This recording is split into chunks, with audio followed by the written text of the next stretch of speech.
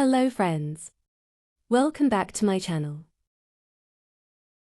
Here I am showing you how to make a flower bracelet, but not in the usual way. It is different and eye-catching. For this work I used some pastel shade small crystals and some small pearl beads for the flowers. For connecting the flowers I used spiral wrapping technique with the crystals. This makes the bracelet more attractive and enhance the beauty of the bracelet. I am sharing you the whole work step by step, along with the clasp.